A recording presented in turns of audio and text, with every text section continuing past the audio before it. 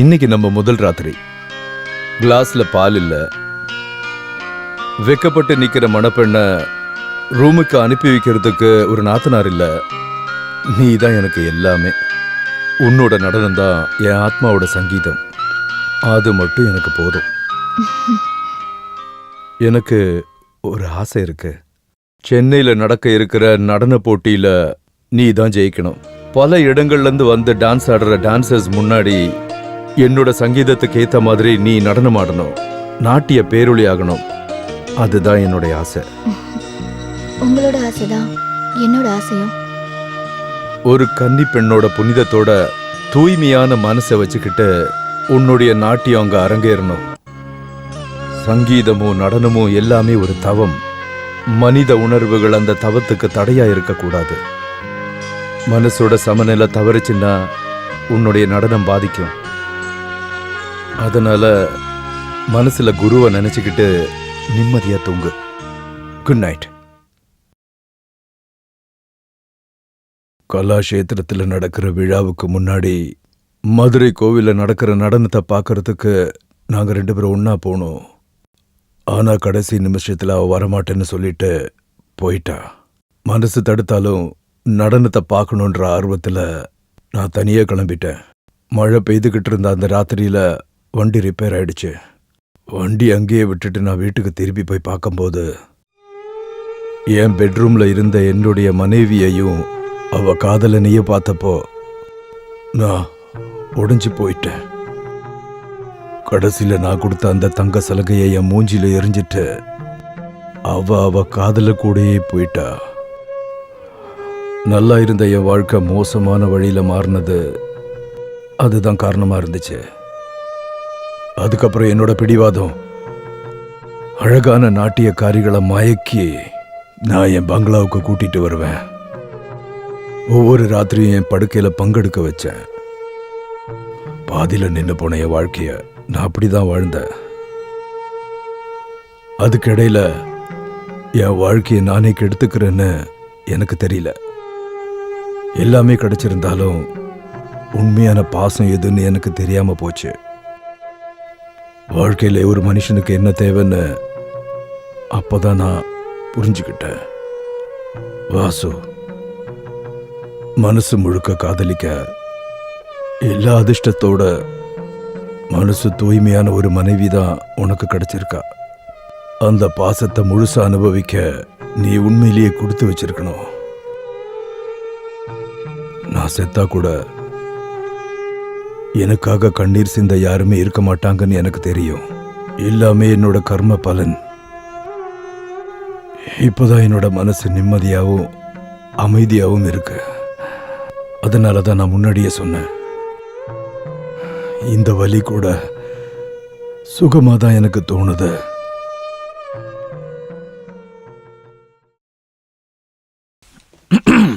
இது யாரு? தாசா, நீ வந்துட்டியாப்பா? வந்துட்டேன்.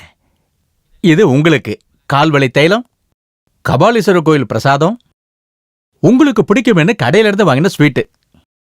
இதெல்லாம் உங்களுக்கு ரொம்ப பிடிக்கும்னு கொடுக்கறதுக்காக தான் நான் இங்க வந்தேன். இல்லைன்னா வந்திருக்க மாட்டேன். நீங்க இதெல்லாம் எடுத்து வச்சுக்கோங்க, நான் கிளம்புறேன். இதுக்கப்புறம் நீ எங்கேயும் போக கூடாது. இல்ல, உடனே கிளம்பணும், நான் ரொம்ப பிஸி. அப்ப நிர்மலாவை பாக்கலையா? உங்க ஒருத்தரை தான் பார்க்க வந்த, வேற யாரையும் இல்ல. நான் இங்க இருந்து போறேன்னு சொல்லும் போது போகாதே போகாதே ராஜா அப்படின்னு என்ன தடுத்தது நீங்க தான். அம்மா, நீங்க தான் என் கண்கட தெய்வம். பெத்த அம்மாவையே மறந்தாலும் அத்தையை என்னால மறக்கவே முடியாது. நீ நல்லா இருக்க. ஆசீர்வாதம் பண்ணு. உனக்கு மட்டும்தான் இந்த அம்மா மேல பாசம் இருக்கு. நான் பெத்த பிள்ளைங்க எல்லாரும் அவன் பொண்டாட்டி பேச்ச கேட்டுதான் ஆடிக்கிட்டு இருக்கானுங்க. அனுபவிப்பானுங்க, கண்டிப்பா அனுபவிப்பாங்க.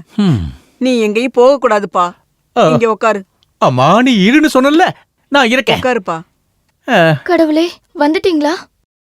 மத்தவங்க எல்லாம் என்னென்னவோ பேசுறாங்கன்னு என்ன வேணான்னு விட்டுட்டீங்கல்ல. நான் என்ன தப்பு பண்ணேன்? யாரு என்ன தப்பு பண்ணாலும் உங்க அம்மாவுக்காக மட்டும் தான் நான் இங்க வந்தேன். இனிமே நான் இங்க தங்க மாட்டேன். நீ வேணும்னா என் கூட வந்துரு. முன்ன மாதிரி நான் ஒண்ணு வேலை வெடிக்க போகாத ஆளு கிடையாது. நான் ஒரு கச்சேரி ட்ரூப்ல பாட போறதுனால எனக்கு 3000 ரூபாய் சம்பளம் கிடைக்கும். சைட்ல நிறைய கிடைக்கும். நீங்க எங்கேயும் போக வேண்டாங்க. ப்ரோக்ராம் இருக்கும்போது மட்டும் போயிட்டு வாங்க. போடி, நீ சொன்னா நான் கேட்க மாட்டேன். அம்மா சொன்னா கேட்கணுமா வேண்டாமான்னு நான் கொஞ்சம் யோசிக்கிறேன். இனிமே யோசிக்கிறதுக்கெல்லாம் ஒண்ணும் இல்ல. தாஸ், நீ இனிமே எங்கேயும் போக கூடாது. உன் பொண்டாட்டிய கொஞ்சம் நினைச்சு பாருப்பா. தாய் சொல்ல தட்டினா கடவுளோட கோபத்துக்கு ஆளாக வேண்டியிருக்கும்னு நான் எங்க இருக்கேன். நீ இவனை கூட்டிட்டு உள்ள போ போ. வா போலாம். ம்ஹும். வாங்க போலாம். வாங்க போலாம். வா. எனக்கு ரொம்ப சந்தோஷமா இருக்குங்க. சந்தோஷமா இருக்கட்டும். நீ எனக்கு ஒரு வாக்கு கொடுக்கணும். வாக்கா? இவ்வளவு நாள் வேலை வெட்டி இல்லாம இருந்ததுனால குழந்தைங்க விஷயத்துல நீ எனக்கு லாக் போட்டிருந்த. இன்னில இருந்து அது நடக்காது. மாசம் 3000 ரூபாய் சம்பாதிக்கிற ஒரு பிசினஸ் மேன். நீ ஒரே பிரசவத்துல 3000 குழந்தைங்களை பெத்தாலும் அதை பாத்துக்கிற கெப்பாசிட்டி எனக்கு இருக்கு. அண்டர்ஸ்டாண்ட்? போய் பால் எடுத்துட்டு வாடி. மீஸ் இல்ல.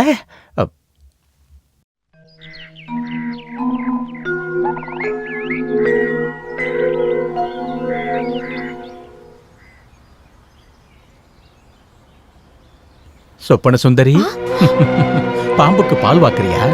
நல்லது, ரொம்ப நல்லது. ஆனா நாகதோஷம் இல்லாம பாத்துக்கணும்.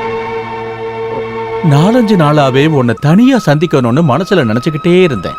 இப்பதான் வாய்ப்பு கிடைச்சது, அதான் வந்தேன். நீ ஒரு சொப்பன சுந்தரியா மாறினது எனக்கு எப்படி தெரியும்னு யோசிக்கிறியா?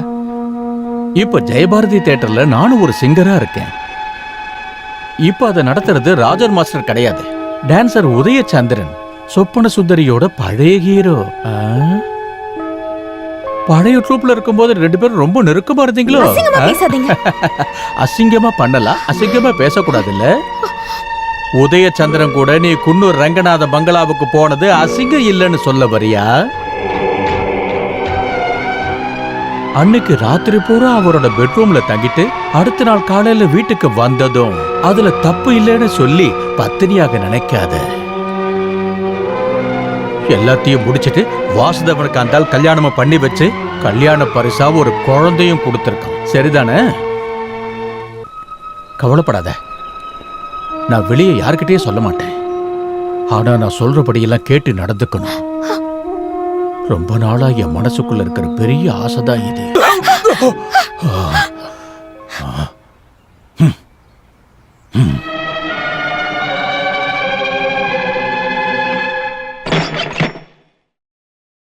ஏன்டா பிச்சைக்கார நாய, தங்கச்சி புருஷனால என்ன வேணா பண்ணலாம் நினைச்சியா? நீ யார் மேல கைய வைக்கிற?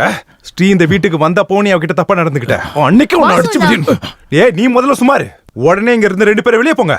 கல்யாணம் ஆனதுல இருந்து எல்லாரும் சேர்ந்து அவளை கஷ்டப்படுத்திட்டு இருக்கீங்க.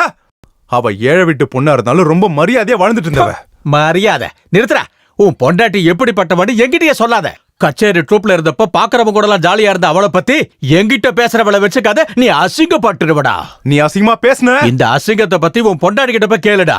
குன்னூர் ரங்கநாத பங்களாவுல ராத்திரி பூரா இருந்தவதான் உன்னோட பொண்டாட்டிடா. இன்னொரு வார்த்தை அவளை பத்தி தப்பா பேசணும், உன்னை கொன்ன போட்டுருவேன். எவிடன்ஸ் சாட்சியை கூட்டு வரவா? அவளை அந்த பங்களா கூட்டு போன உதயச்சந்திரன் தான் என்கிட்ட சொன்னான். அவரோட ட்ரூப்ல தான் நான் இப்ப பாடிக்கிட்டு இருக்கேன். உன்னை ஏமாத்தி அந்த ரங்கநாத அவளை உன்னோட தலையில கட்டிட்டான். இல்லனா எப்படி 9ஆம் மாசத்துல குழந்தை பிறக்கும்? குன்னூர் ரங்கநாதனோட பங்களாவுல ஒரு ராத்திரி பூரா இருந்த பொண்ணு. என்னை விட அவனை பத்தி உனக்கு நல்லாவே தெரியும்ல. ஜோசியர் குழந்தையோட ஜாதகத்தை பார்த்து சொன்னது உனக்கு ஞாபகம் இருக்கா? குழந்தையோட அப்பாவுக்கு 6 மாசத்துக்குள்ள அசம்பாவிதம் நடக்கும். ஆனா உனக்கு என்னாச்சு? எதுவும் ஆகல.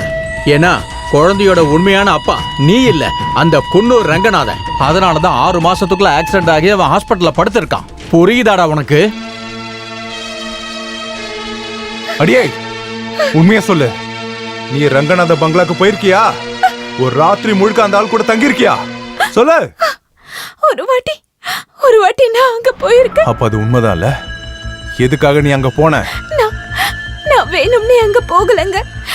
ட்ரூப்ல இருந்த உதயா கச்சேரின்னு சொல்லி அங்க என்ன கூட்டிட்டு போயிட்டான். அங்க போதும், இனி நீ ஒன்னும் சொல்ல வேண்டாம். முதல்ல கச்சேரிக்கு போனதை மறைச்ச, அப்புறம் முஸ்தபா யாருன்னு மறைச்ச. இப்ப ரங்கநாத பங்களால நீ ராத்திரி முழுக்க இருந்திருக்க. தயவு செஞ்சு என்ன நம்புங்க. நான் எந்த தப்பும் பண்ணல. அவர் என் சொந்த வரல கூட தொடல. நம்ம குழந்தை மேல சத்தியம். நம்ம குழந்தையா? என்னோட குழந்தை தான். என்ன எவிடன்ஸ் இருக்கு சொல்லு. என்னங்க, எந்த கலங்கமும் இல்லாம தான் நான் உங்களுக்கு மனைவியான. நீ அவ்வளவு சுத்தமானவளா இருந்தா கல்யாணம் ஆன அன்னைக்கு நைட்டே இதெல்லாம் நீ சொல்லிருக்கணும். ரங்கநாதனை பத்தி உன்கிட்ட சொல்லும் போதெல்லாம் அவர் யாருனே தெரியாத மாதிரி என்கிட்ட நடிச்சல. நடந்த எல்லாத்தையும் மறைச்சிட்ட. அப்படி இல்லைங்க. ரங்கநாதனை பத்தி நீங்க ஒவ்வொரு விஷயமா சொல்லும் போதும் நான் ஒரு ராத்திரி அவர் பங்களால தங்கினேன்னு தெரிஞ்சா நீங்க என்ன தப்பா நினைப்பீங்கன்னு நினைச்சுதான். நீ என்ன முட்டாளாக்க பார்க்காத. ரங்கநாதன் யாருன்னு எனக்கு நல்லா தெரியும். நீயா?